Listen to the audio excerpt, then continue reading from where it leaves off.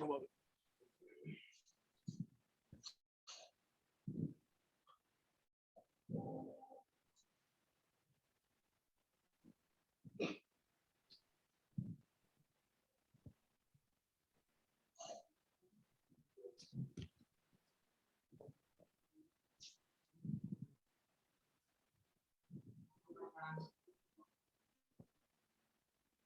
So yes, please let's start the video message. Hello everyone, I'm Ayano Kunimitsu, Japanese Parliament.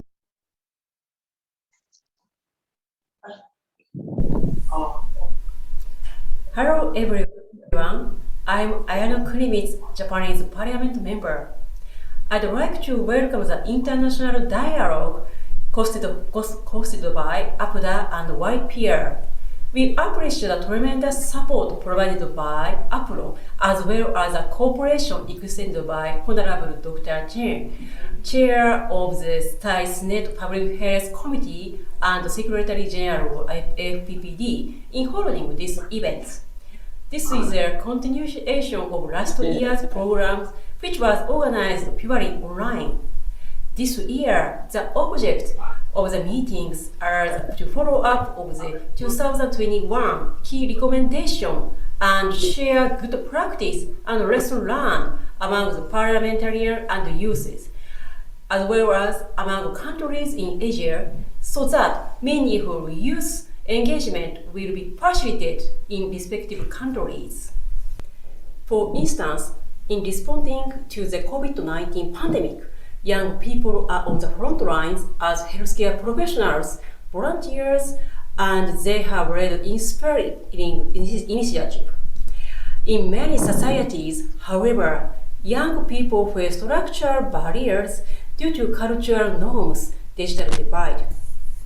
For a healthier and safer world, it is very important to ensure opportunities are given to young people for them to exercise their potentials, and young youth voices are reflected into national policies and strategies.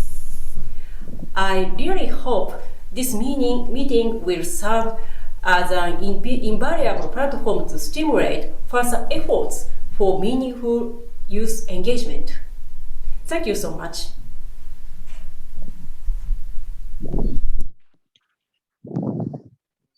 Thank you. There was a message from Honorable Ayano Kunimitsu, Member of Parliament from Japan. Next, we call upon Dr. Jet Siratharan, Member of Parliament from Thailand and Secretary General of the Asian Forum of Parliamentarians on Population Development. Honorable MP, distinguished guests, ladies and gentlemen, the youth are important for the future of our planet. 2.5 years of the global pandemic had impacted the youth development from getting the quality education, social communication, and employment. This pandemic is poised to deepen a learning crisis that already existed, with millions of young people not developing the skill that will enable them to get a good job, start a business, and engage in their community. With the sudden closure of schools, where over 1 billion children globally were affected, governments have taken action to ensure learning continuity by transforming education delivery with digital and non-digital. If youth talent and energy is highlighted by a lack of opportunity or skill, it will damage all our future and make it much more difficult to rebuild a better post-COVID economy.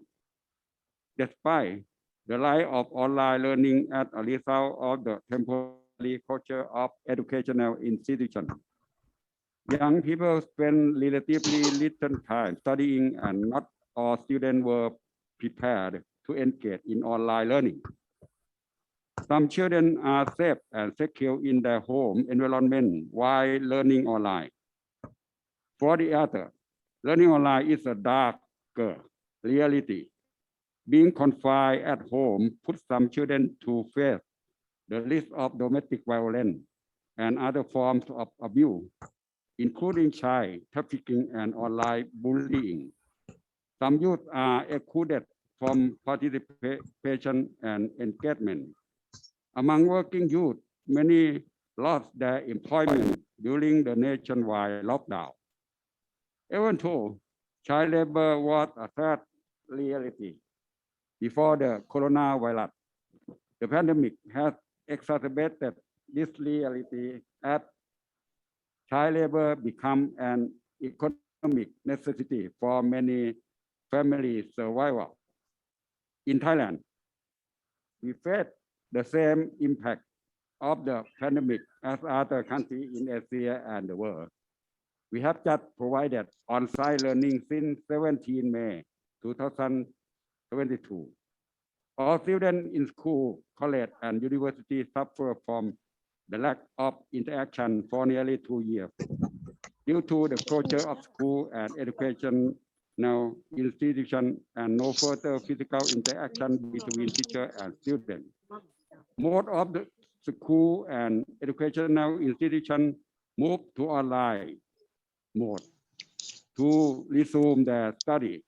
As a result, education has changed dramatically with the distinctive rise of e-learning, whereby teaching is undertaken remotely on digital platform instead of physical classroom.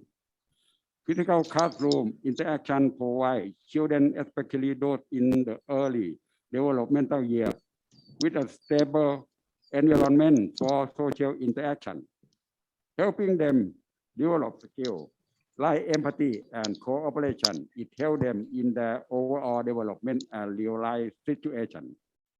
Online application and program have helped both teachers and students to develop new skills and capability that supported them and enhance their knowledge.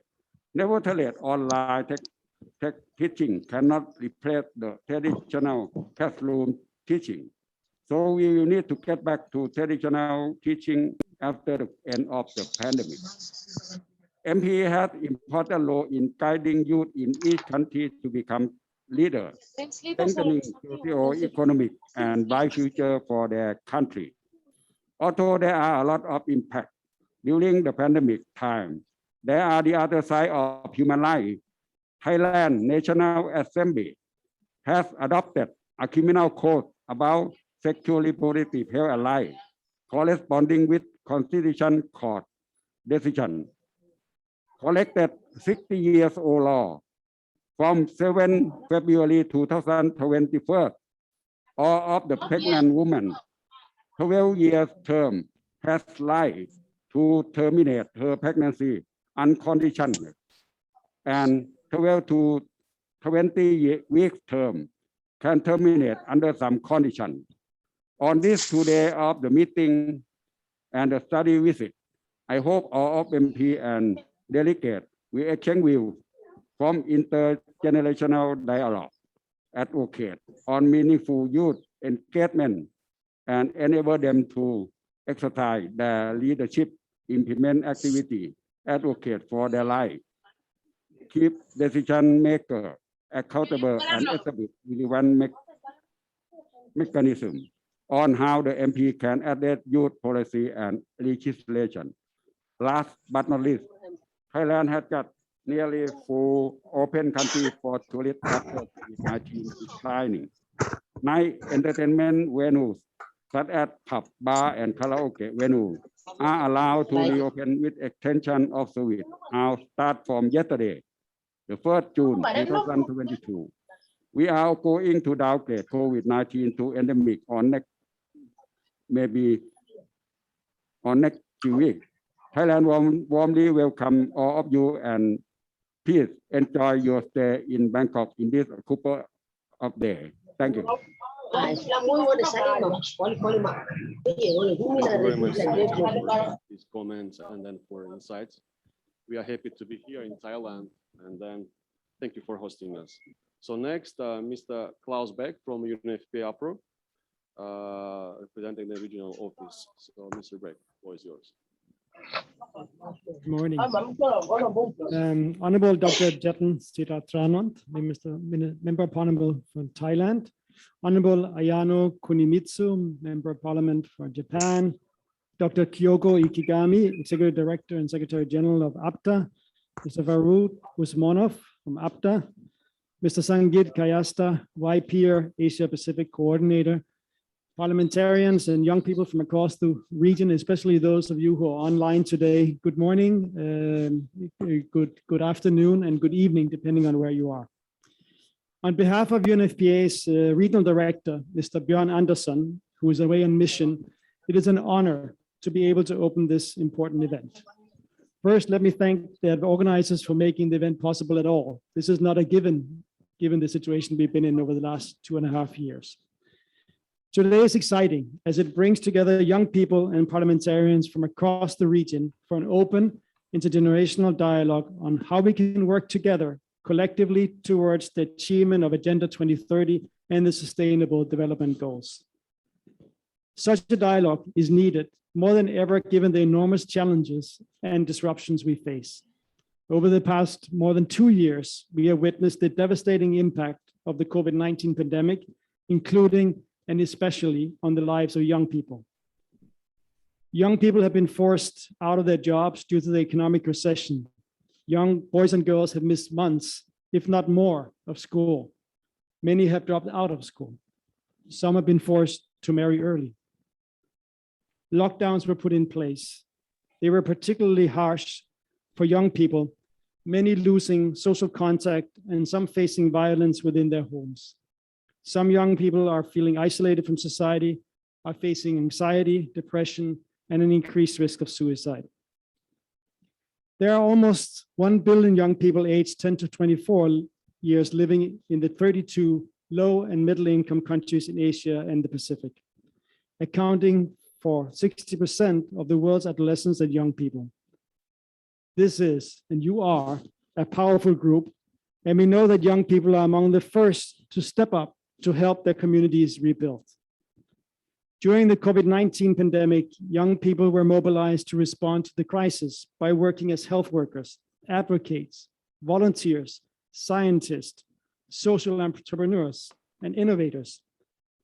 They continue to lead in their communities as we attempt to build back better from the ravages of the pandemic. The region has also seen many countries responding to the needs of young people by developing laws and policies that address young people's well-being, as we just heard. We know, however, that for young people's leadership and policies to truly be effective, it needs to respond to the diverse needs of young people. Young people are a heterogeneous group with wide-ranging challenges and needs. We cannot address the diverse challenges and needs and support their leadership without partnering with them. It is for this reason that engagement of young people in policy and programs is crucial. It is the key ingredient of a successful and responsive program. We must also ensure that young people are engaged in all stages of our interventions, from program design, planning, and implementation to evaluation. To reach everyone, engaging with youth must include the poorest and the most marginalized.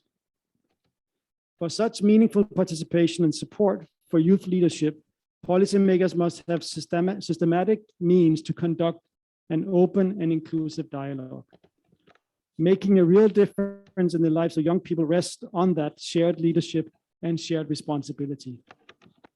Where young people have a say in the choices that are made, policies and services are more likely to respond to their rights and needs. UNFPA firmly believes that all adolescents and youth must have opportunities to learn and practice evolving decision-making skills in their families, communities, and beyond. This is also true in humanitarian and peace-building context, where adolescents and youth are critical agents of positive change. UNFPA strongly promotes and believes that bolstering youth movements and working with youth-led organizations will expand possibilities for them and shape a more equitable, peaceful, and just future for all. I believe today's dialogue is an important way for us to realize this possibility. Being the second intergenerational dialogue, our hope is that we can learn from each other how to systematically engage and partner with youth to respond to their needs and the many challenges we face. I thank you all for your participation in this intergenerational dialogue, and I know our regional director looks forward to hearing the outcome of the discussions held today, which will help us realize our joint vision of leaving no one behind in our quest to achieve the Sustainable Development Goal. Thank you very much. Captain Club.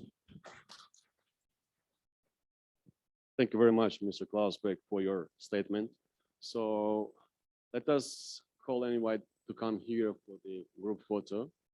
And then after that, we will start our sessions. So please, we invite everyone here for the group photo. Thank you.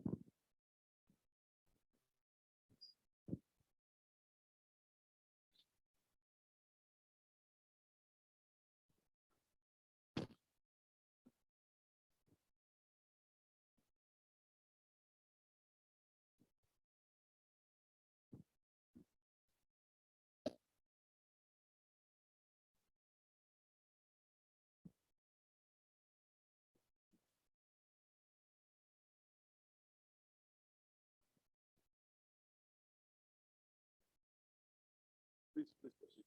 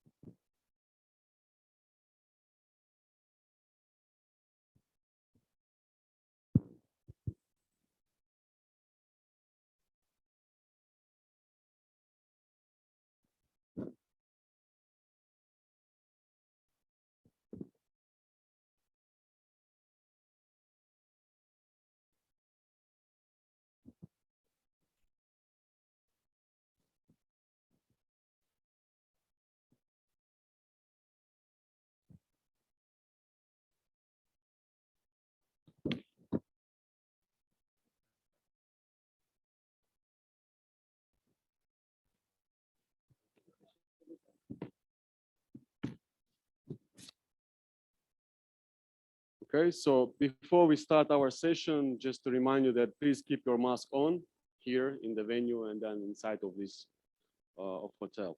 So let's start session one, and I would like to invite Lucky Chering from YPR to moderate this session.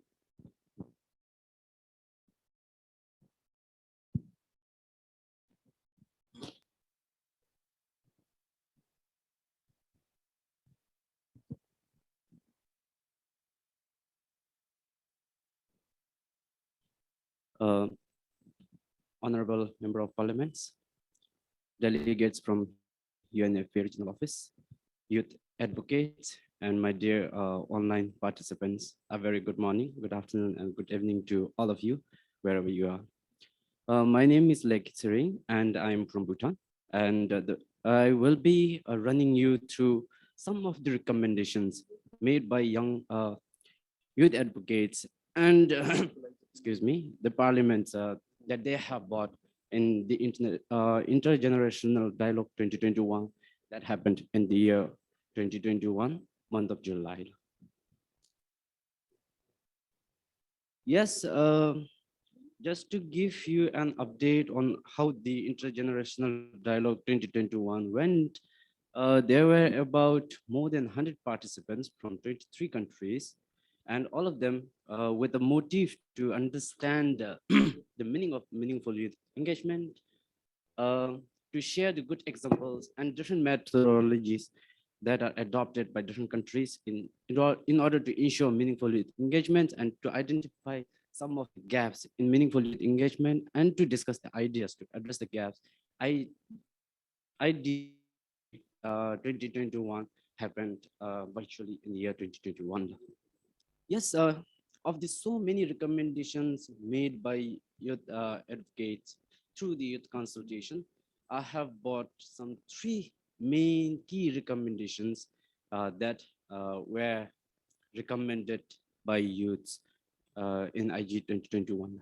The first one being, they recommended saying that they should have an enabling political framework. So when we say enabling political framework, what they meant was they really wanted to have a framework which covers all the below mentioned points. First one, they said like they have to have a framework which promotes the collaboration and dialogues between government and young people. Many of us, many of the youths felt that there's a huge gap and the collaboration is not as expected. So they said like they really need a framework that promotes the collaboration between the two. Similarly, they said they recommended that there should have a structured youth parliament. And most countries there is, and most countries there isn't. And even if there is a youth parliament, they said like they should have a very structured, not just for the sake of having a youth parliament, but it should be a very formal, in the sense like they should have a good engagement from young people. Yes, empowerment of youth, straightforward. They said like our youth should be empowered in different ways, and involvement of youth in government through youth-led committees. Whenever the decisions are made, it has been observed that it's only the policymakers or the adults who are involved, who are heavily involved in decision making. So they said that it's very important for the young people to get themselves involved. I would provide a platform for them to have their voices when it comes to decision making. And they also recommended saying that the laws should be reformed for the unspoken issues that affect youth. There are so many laws that needs to be reformed. And because of that, the lack of reformation, most of the youths are being affected. And also there are laws that hide or that suppress the need of addressing the youth issues. Next. Yes, of the second key recommendation provided by young people, they said like they recommended that there is a need to reform in many areas. The first one being youth policies. As said earlier, there are policies that covers various youth activities or initiatives or challenges, but they said like some of the policies are not working at all. In the sense like this needs to be reformed, and it needs to be revised and reviewed in accordance with the new emergence of the challenges. For instance, COVID-19 has hit us very hard, and the youth policies in the countries this are developed prior to COVID-19 situation. So they said like there are certain challenges that needs to be covered through youth policies. Promote school education on youth engagement, the curriculum. They are talking about the curriculum. And also like in the schools, our youth should be meaningfully engaged, and they should be taught on not just the engagement, but also on how to meaningfully engage them. Include skills that prepare youth for future employment. Yes, some of the education or in the education system, we just have education which promotes like the theoretical requirements or just the theories. But they are saying like, no, the worlds are changing and there needs to have a reform in the education system where our youth should be prepared um, on how to meaningfully engage in the sense like develop their skills. Include skills that prepare youth for future employment, straightforward. So it's same as like the above point where our youth need to be prepared for employment by giving them skills, by giving the opportunity to learn, by giving them a wider platform for them to engage in. Also promote youth sensitive funding policies and legal structure. When we say law and the funding policies, some of the agencies or some of the government, they may have or they may not have a separate budget kept for young people. Also, when it comes to law, they may or they may not have. So what young people felt was they really have to have a sensitive funding opportunities. They should have a budget allocated for young people and their development. So this is what young people have recommended. Also, accept all form of youth voices, including by digital platforms. Yes, there are some laws that restricts people from raising their voices, and the use of social media platform has become very popular, especially in this digital world. So young people are saying like, be it formal, be it informal, if a youth are raising their voices, it should be acknowledged instead of just ignoring them. It should be well acknowledged and it should be taken into action. Yes, the third one, next slide, please. Yes, so as addressed by our Member of Parliament and the opening remarks, inclusiveness is what our young people take into consideration. I mean, like considers very seriously as well. So they say like include youth in decision making. If we look into the decision makers, I mean like the making system currently, we have very less or very few youth representation. And I think the platform like this, not just one, not just two, variety of platforms given should be given to youth when it comes to decision making. They should be involved. Include marginalized youth groups. Some of the countries still doesn't accept the marginalized group, which may be defined by LGBT community, person with disabilities. So these are mostly excluded. They are not included while making a decision. So young people in IG 2021, they recommended that they should be included as well. Not just youth, but all of us, irrespective of their age, their gender, everything. And strengthen or develop platforms that are working for youth. Yes, there are platforms, but it needs to be strengthened. It needs to be made youth friendly. Suppose say, if there are youth friendly services, just look into the timings, for instance. Youth friendly services are open when the school days are open, which means like this needs to be reformed. It need not necessarily serve the purpose if there are youth services that are kept open when the youths are in offices. So they are saying like it has to be strengthened and developed when especially in the platforms. Implement awareness sessions for youth right and involvement of young people in action projects. So there should have a awareness programs being carried out in different levels, be it working committees, by NGOs, by government. There should have awareness.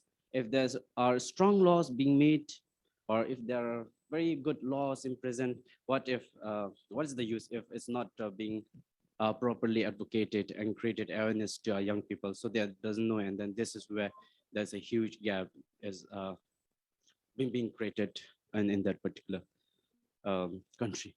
So of so many recommendations made by young people in IG 2021, these are the three key recommendations being highlighted and being put on the table for discussion and implementation in respective countries by young people. So these are not just for a separate one or two countries, but these are the recommendations put together and brought together by all young people in Asia and Pacific region. Yeah.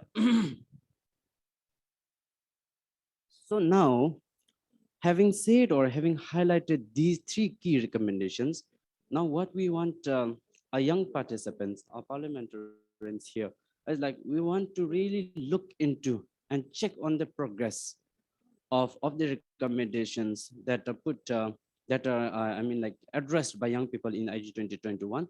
Over the past 1 year, we really wanted to see the progress and identify the gaps, if any, are still, and then discuss on this. So here we have two discussion questions. So we will be dividing online participants into different groups by their name. Is the selection group. So depending on your names, you are requested to join your group and discuss on these two questions. For those who are here in person, we want to have two groups made, one for youth advocates and one for member of parliament. And then we wanted to discuss on these two questions too. First, what are the progress in the areas identified in 2021? In the sense, those areas, three recommendations made by youth advocates in 2021 to check on the progress. And second, if there are gaps still present in today's context, so what gaps are present and why do we think these gaps are still there? And how can these gaps be bridged? So what are some of the further recommendations we can give to, bridge those gaps? So these are two questions we want all our participants in person and online persons to discuss on and get back for discussion later. Thank you. Thank you very much.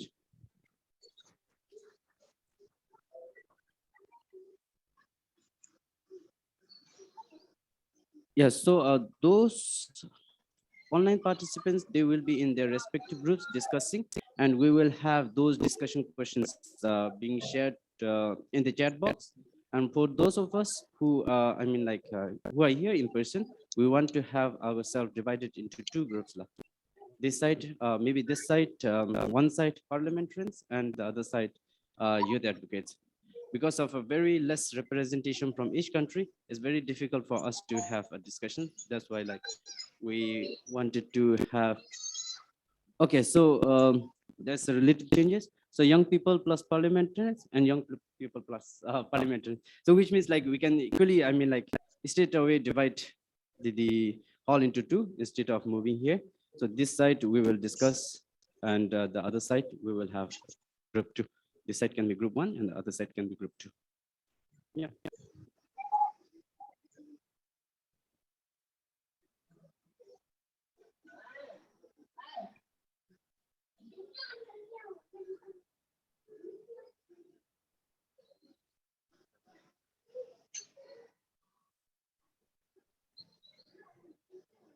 Hello, everyone.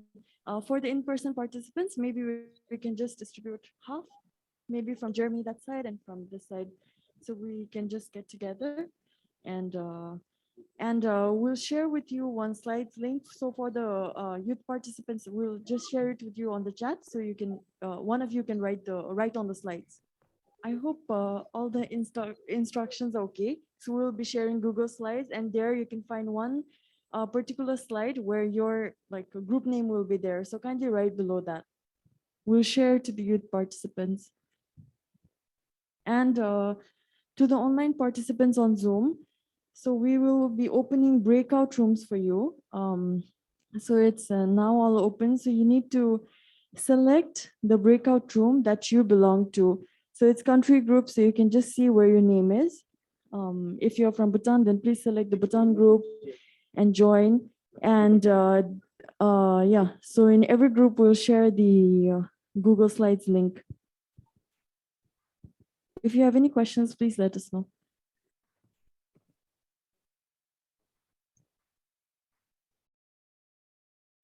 So yeah, one option is that we put chairs here and then you can sit face to face to each other. The option two is the second group can go out and sit in the chairs comfortable, and then you can talk there, discuss there.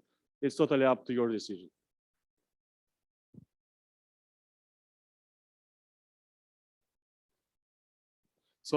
So let's first of all appoint someone as a leader, so we will follow the Honorable Iran from Philippines. Maybe you can be a leader of the group. So should we stay here or should your group go out and then discuss here? You can staying here. Okay, so please bring your chairs here then and then we have leader of group B, Honorable Haq. He's the leader of the group B, and then so discussion will be here. Okay.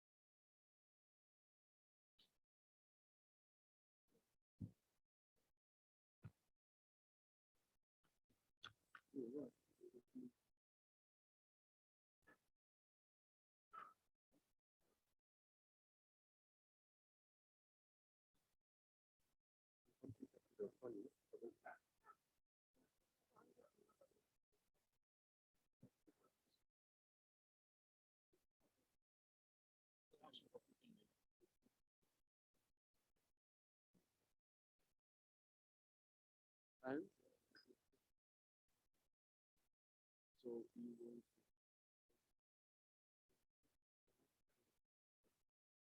so we have 10 minutes for discussion.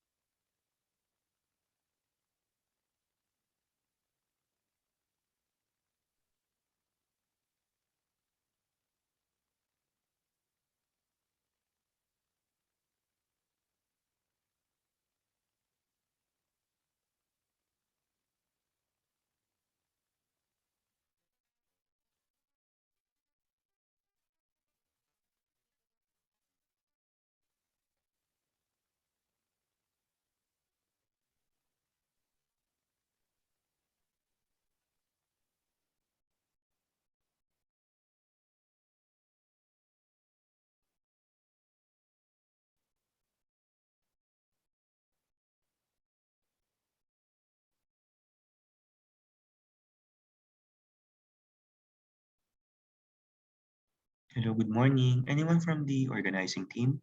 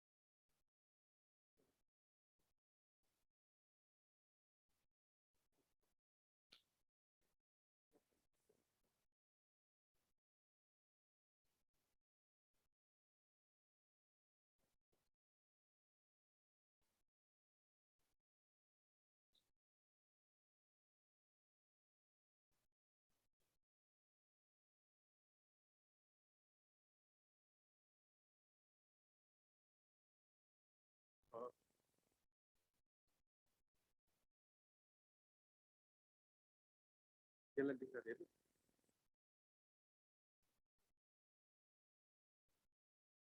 Así ni va a ir así,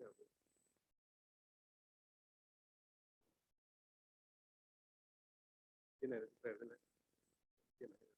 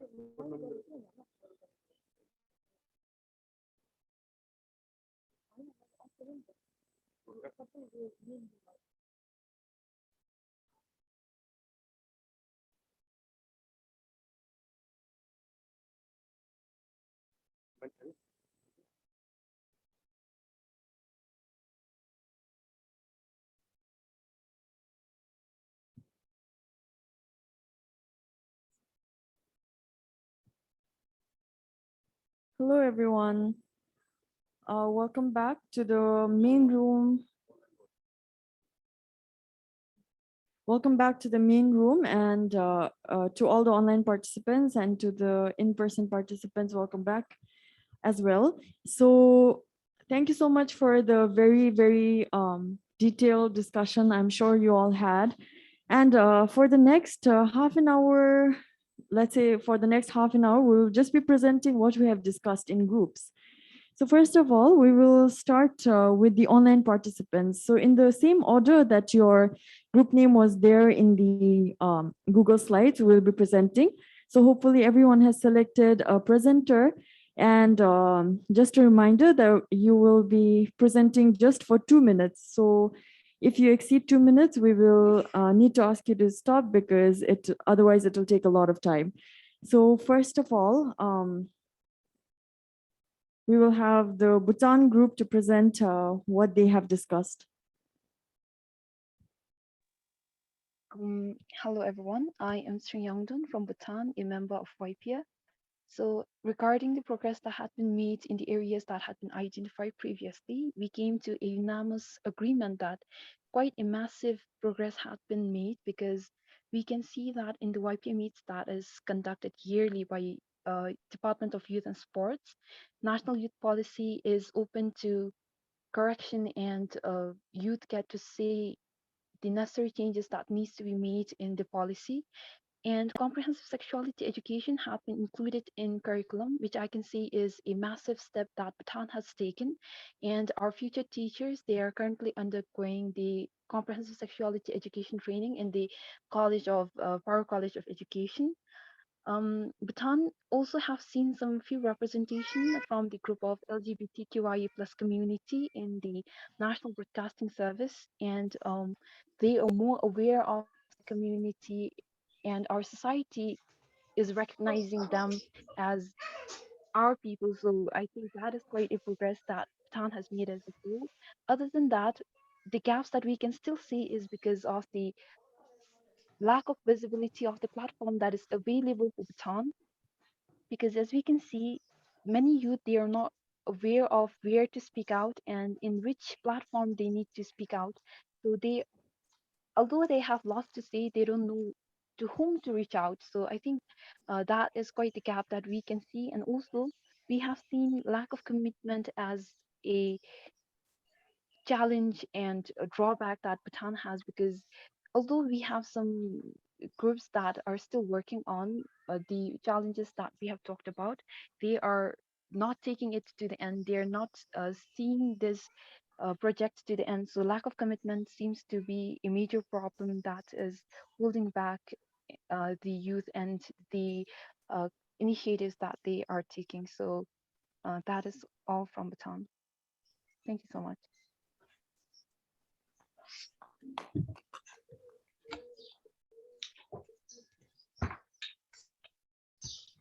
So next, can we have the Nepal group, please?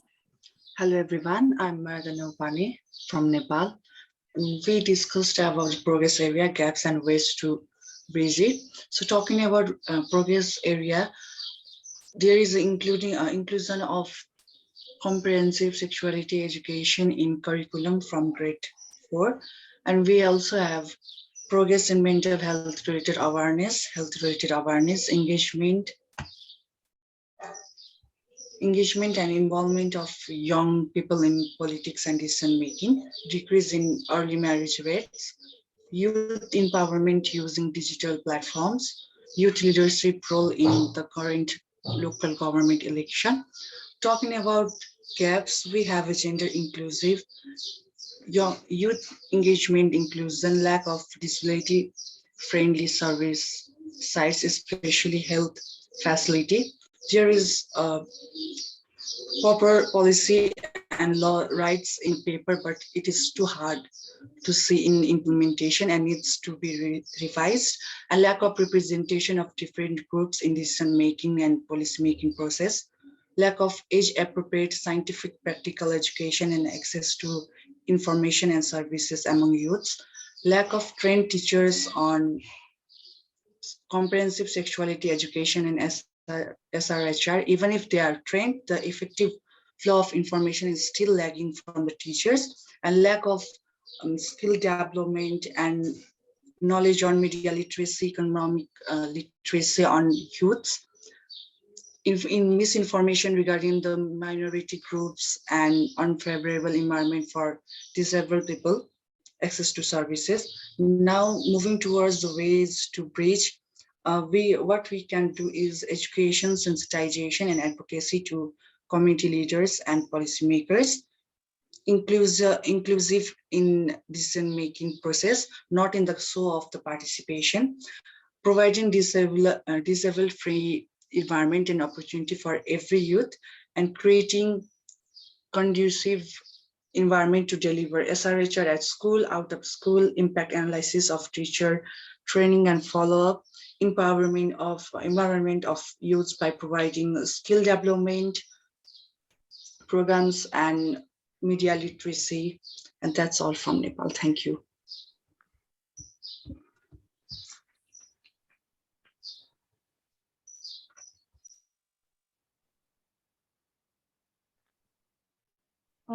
Pakistan and Afghanistan group, please.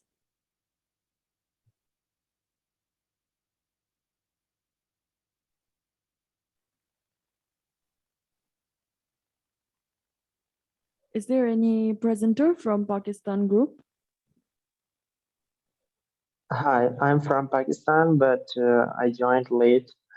So if there is not anyone else, then I can present. Yes, I will present. Okay, go ahead, please.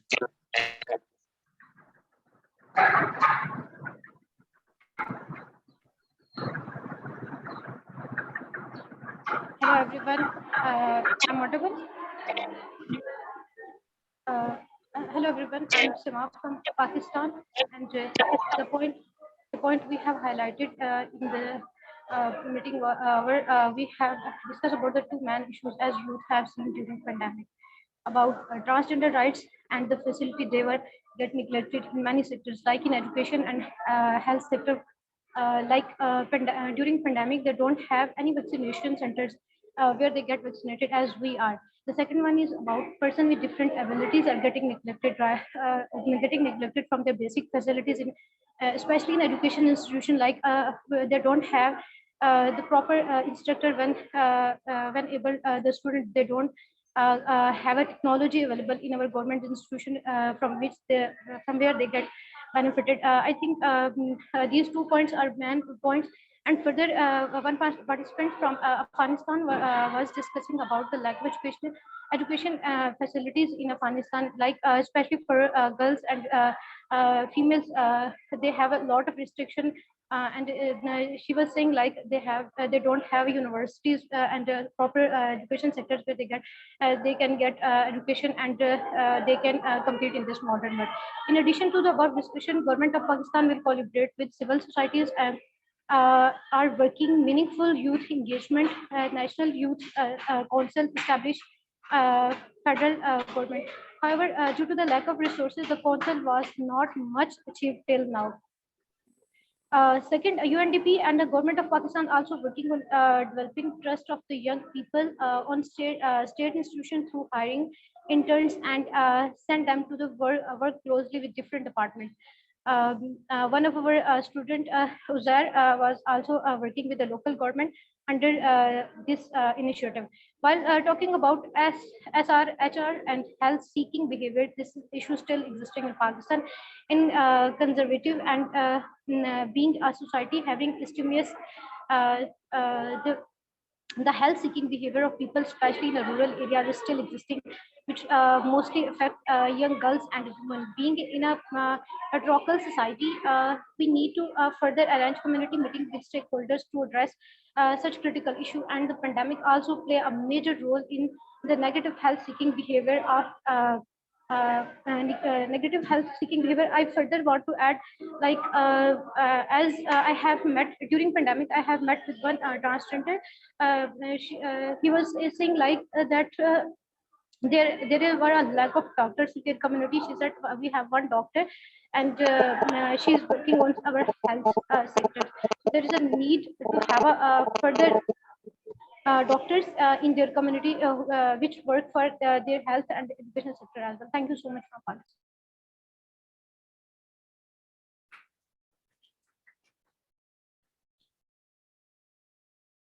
Thank you. Can we please have the Indonesia group?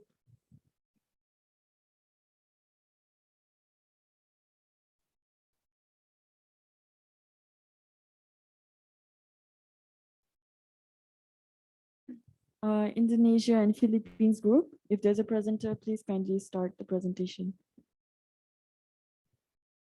I think maybe Indonesian can go first, ma'am.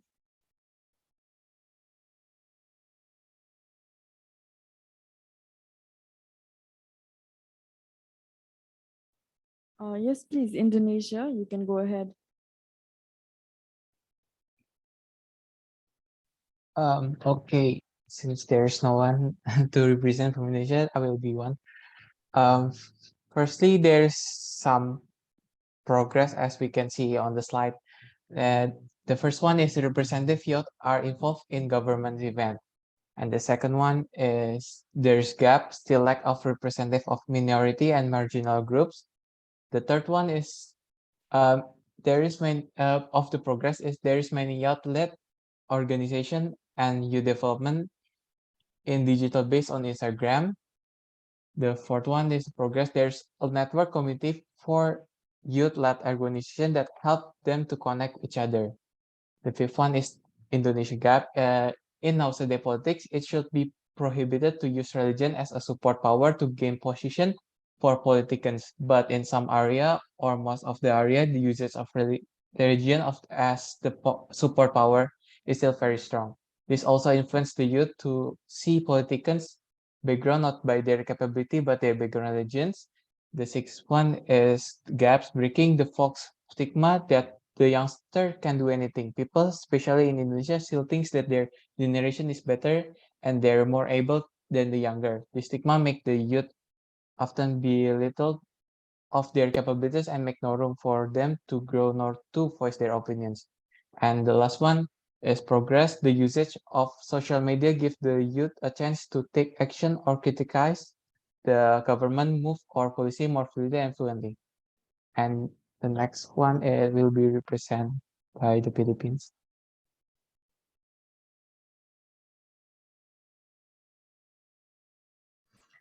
For the Philippines, much of these are balance in progress and gaps. So for the progress, we already have a bill strengthening youth-related institutions that these provide platforms for the youth to amplify participatory governance.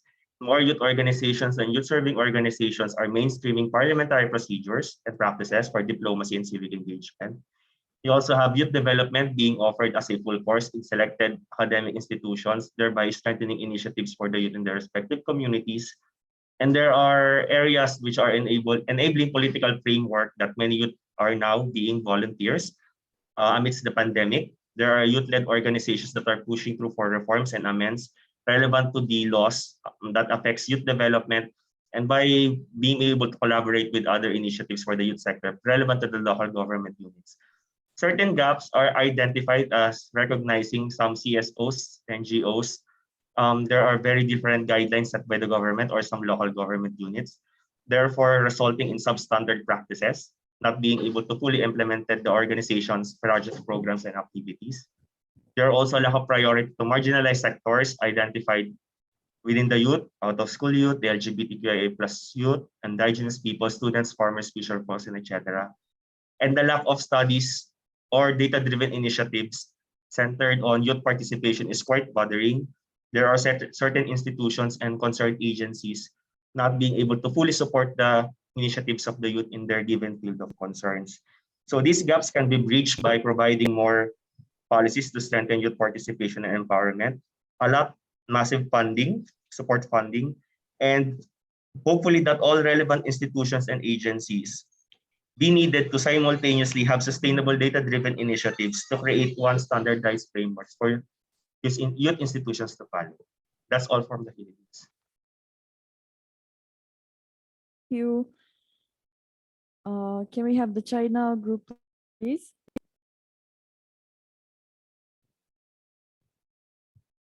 Oh, hello everyone. This is Iris from mainland China. I'm representing Group China, Mongolia, Korea, and Pacific countries.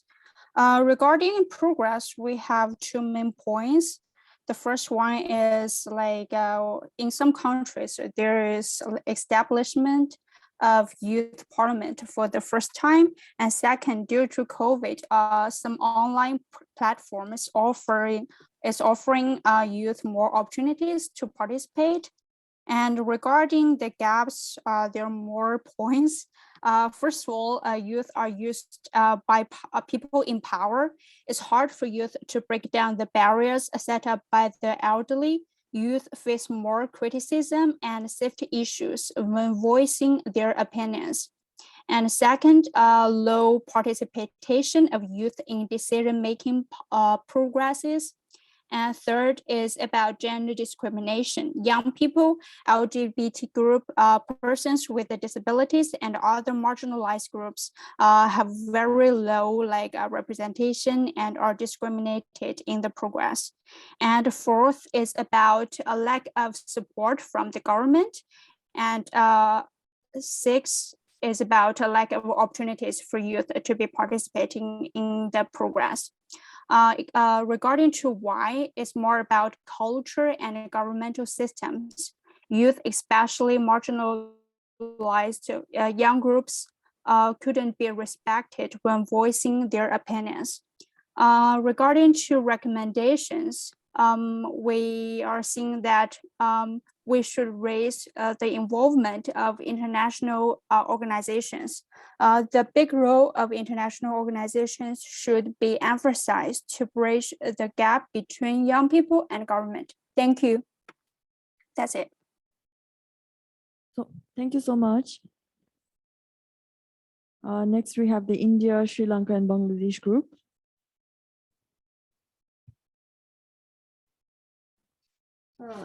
Greetings, everyone. This is Jivitesh Gupta from India. I will present on the behalf. I and my colleague Ms. Karon will present from behalf of India, Sri Lanka, Bangladesh, and Maldives. After 2 slides, Ms. Karon will take the lead.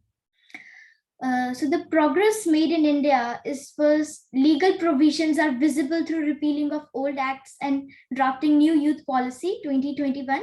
Second, health and wellness initiatives and inclusion of youth 16 years and above have been taken, like, for example, the National Youth Policy, which was formulated by the Indian government recently.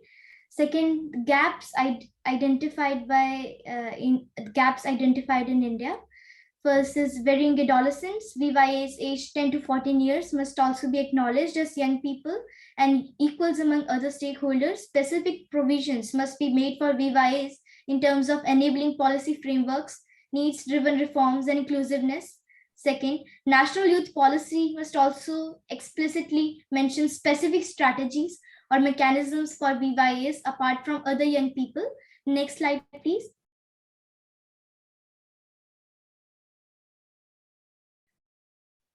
Third gap identified is adequate communication channels must be created for meaningful engagement of young people in schools and colleges itself, etc.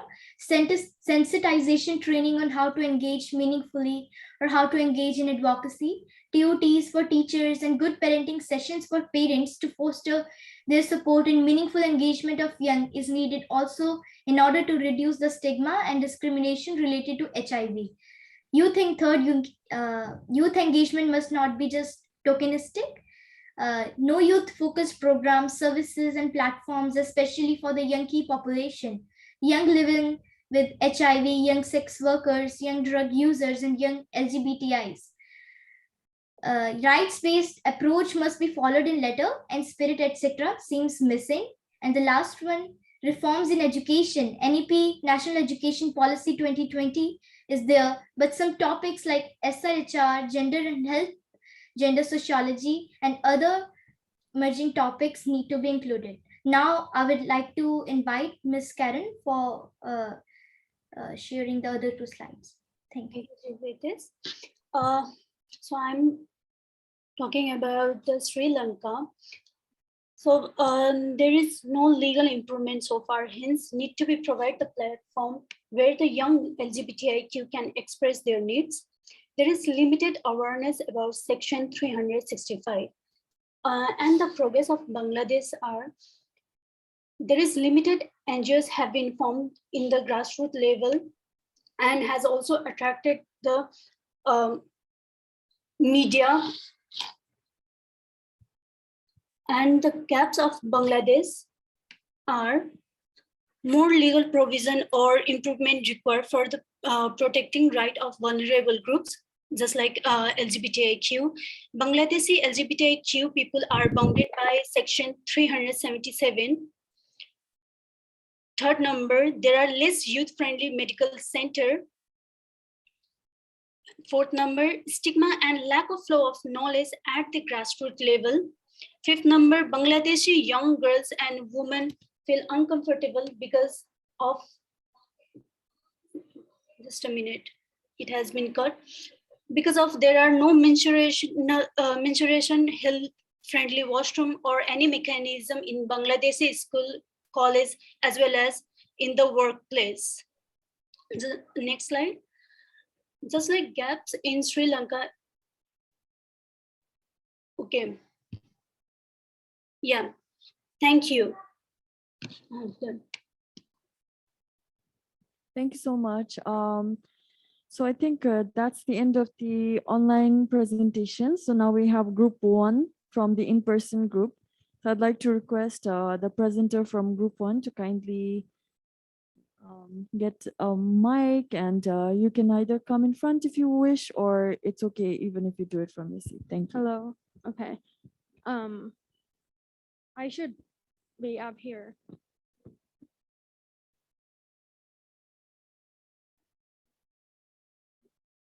Yeah, because I think if I stick behind the desk, I will stuck there for dear life. So my name is Kasnight. I'm from Cambodia, and today, I'm representing my group 1. Unfortunately, everyone are striving to give opinion and recommendations about what's going on in their countries, and I won't be able to express all of those in one standing. So I would like to invite every one of you to give your opinion after my speech. So to conclude the group discussion, I think we did some update. So this is the old slide. Can you try it?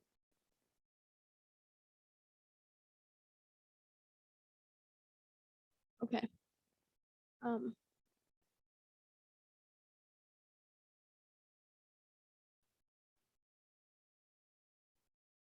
So yeah, so this is progress. The first one, to conclude as a whole, we are finding the progress in needs to be driven in political and inclusiveness. And as Sherry have mentioned, in Indonesia, she saw great impact from on welfare, nutrition, education access, and also some different public health section. But she also see some difficulties regarding to mental health. So the impact that she sees going on its process is perceived on the National Action Plan of 2022, but it still needed to be improved with mental health issues, as it's still lack of recognition in the country, and also lack of family service, though there are high progress. In a sense, with this gap line between 20 and 2021 and facing the pandemic, youth are not in a position where they can choose what to do or where to go to, and some of us are forced into marriage, some of us are forced to drop out of school, and some of us are forced to stay in a household where there is domestic violence, there is stress, and with even mental issues, and we have no recognition about that. And so that is what needed to be done at some point. And also we are at some point more free to express our voice online if there is a peer-to-peer support, both on offline and online, because now that during the pandemic, before the pandemic, online is just where you get a connection between one person to another. But during the pandemic, we just learn of the impact of social media, the impact of virtual contact, that they are more free and they are more accessible to everyone to express their point of view and their opinion about whatever going on in their life. So this next one, we're going to talk about inclusiveness. In a sense, we wanted everyone to implement, we wanted an implementation for the youth and for everyone to be involved. And also to highlight the practical system in a sense that in one nation, you need youth and you need your parliamentarians, you need your government in order to one country to run, to develop in a sense.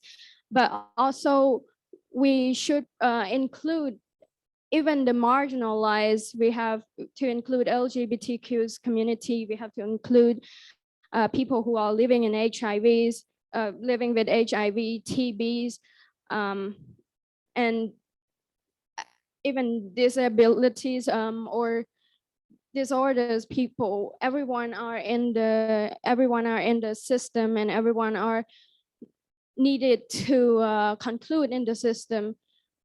We also wanted to highlight on law on disabilities and need the link between ministry.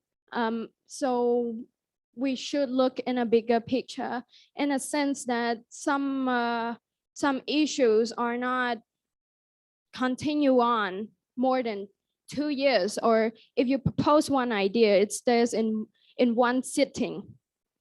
it's not continue on and it's not making progress for the next generation or the next year, because most of the time in the ministry or in the country, one ministry and another ministry is working separately. And we wanted to highlight the linkage between different ministries. So everyone who, for example, everyone who finished school have access to their career path, have access to what happened if they drop out of school, what happened if they finish school and couldn't find work.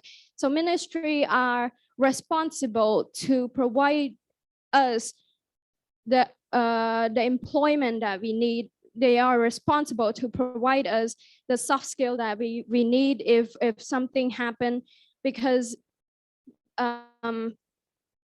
it's our right to do that. And that is why we need to strengthen the linkage between different ministries in the nation. And also financially is what needed to drive, as we mentioned, it could be difficult to implement a law or issues that needed to solve, because financially we are still behind.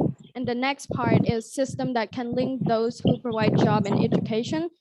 Again, this is just the linkage that we would feel comfort and have, in a sense, persistence if something happened, that we can access to our career if we finish school, and integrate the linkage into national policy. That is that, and the problem is lack of coordinating body from government who will work regarding meaningful youth engagement. This part you can add on.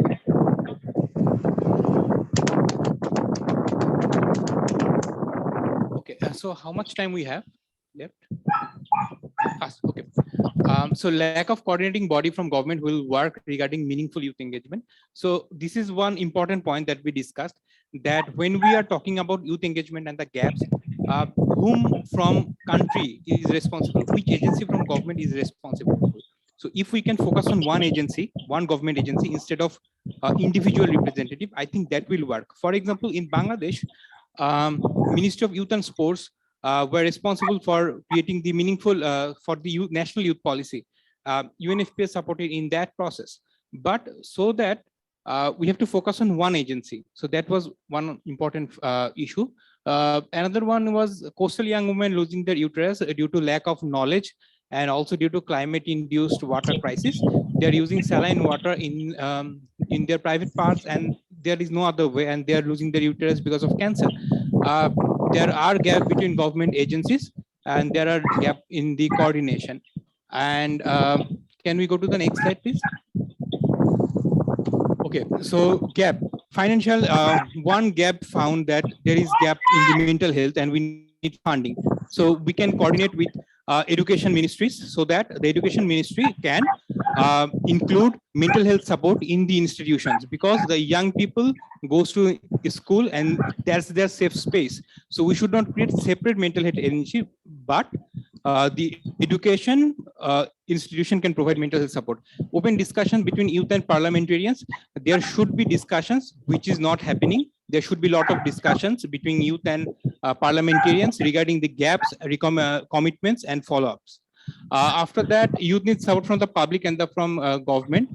Providing trainings workshop that are digital friendly. So one point came that we have to provide a lot of new skills to adapt to the employment, to adapt with the changing trends in employment and business. And regarding, I'm going to the main points now. There should be youth task force in each ministry, which is now a gap.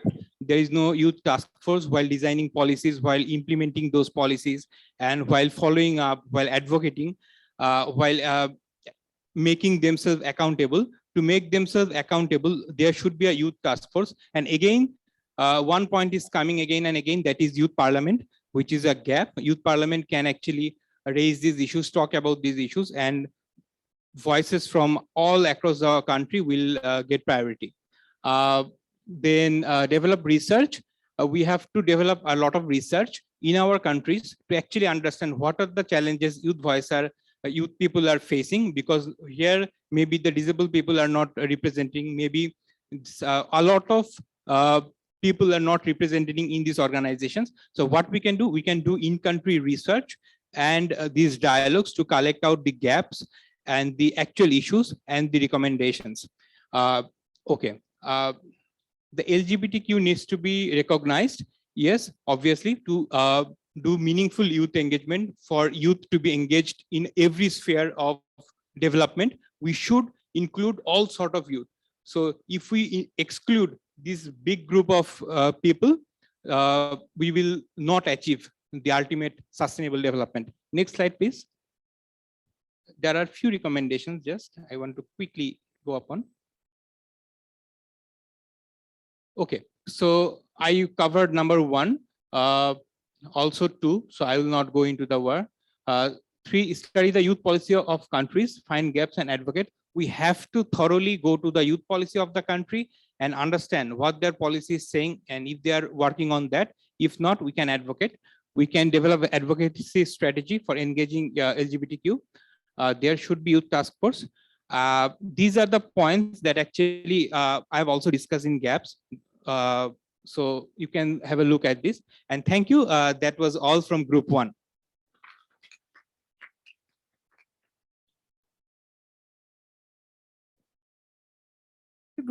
Thank you so much, group 1. Let's have group 2, please. And if possible, maybe a little shorter presentation so we can make on time. Thank you.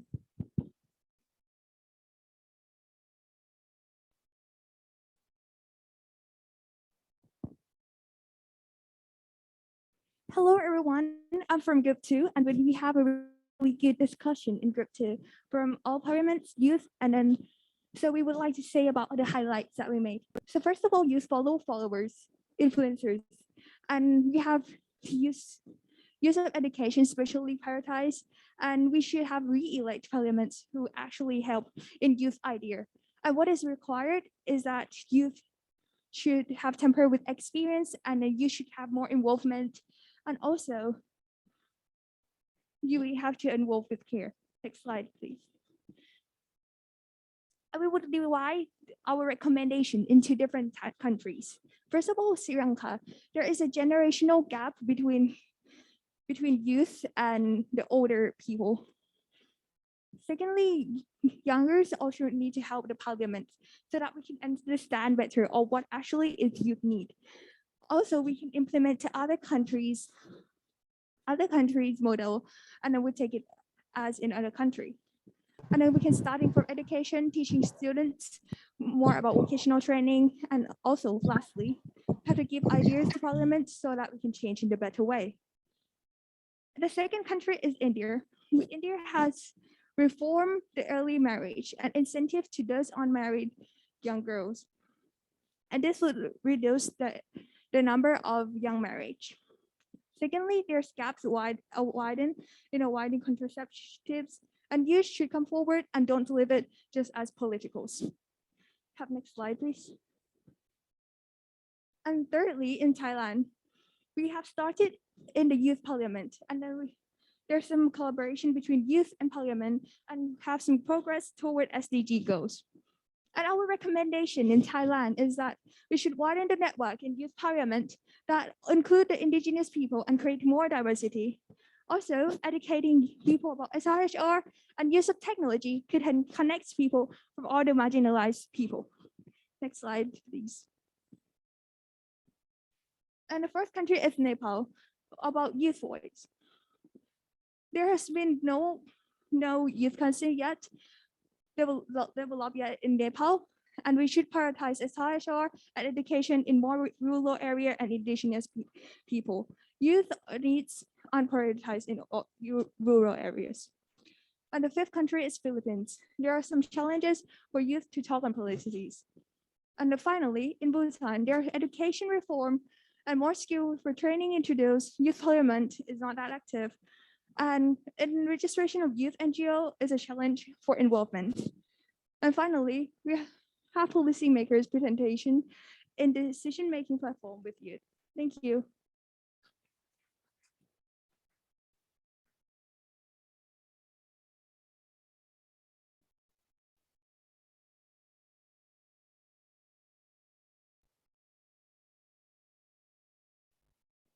Yeah, thank you so much, Group 2, and thank you to all the participants for sharing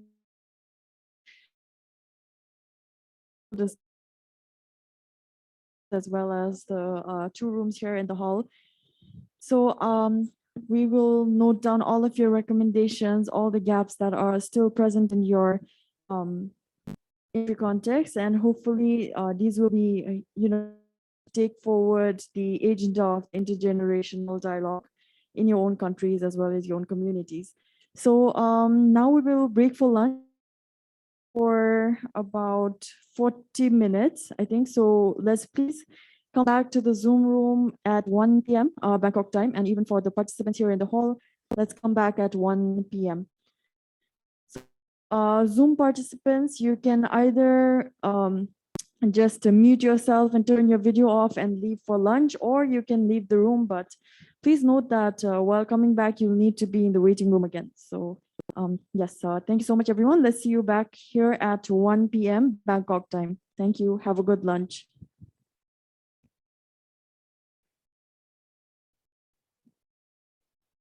Thank you, everyone. Thank you.